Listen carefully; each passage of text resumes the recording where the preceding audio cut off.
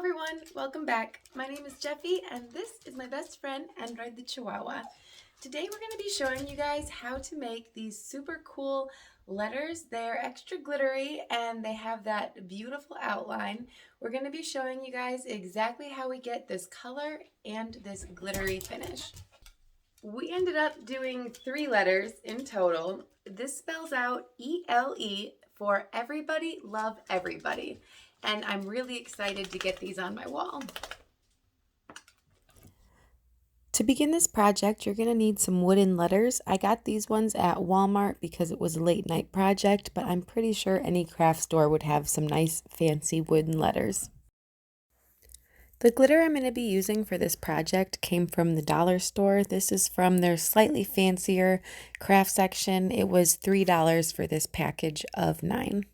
We have 3 letters, so I picked out my 3 favorite glitters. It's green, purple, and blue. Once I had the glitter picked out, I just found a matching paint for each glitter. Once the project was laid out, I got started on the base layer, which is going to be a black outline and then a white cover on the front.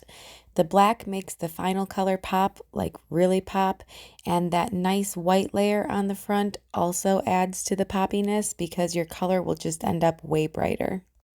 I wanted more muted colors, almost pastel, so I mixed our colors with a little bit of this pearly white. This is what our letters look like after our layers of paint have dried. That's all of our background layers and about 2 layers of color on the front of these. You can already see how that black accent really makes our colors pop. It's time to enter the glitter zone, and to do that I mixed some Mod Podge with our little glitter containers. And I did use the entire little jar of glitter per letter.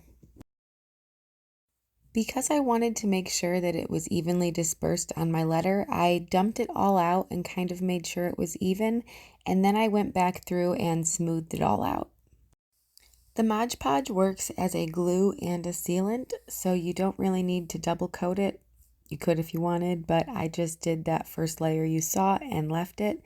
It feels nice, glossy. The glitter feels super stuck on. I'm not worried about anything falling off literally ever.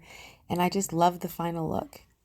Thank you guys so much for joining us for this video. If you enjoyed it, please hit that subscribe button and we will see you guys in the next video. Bye.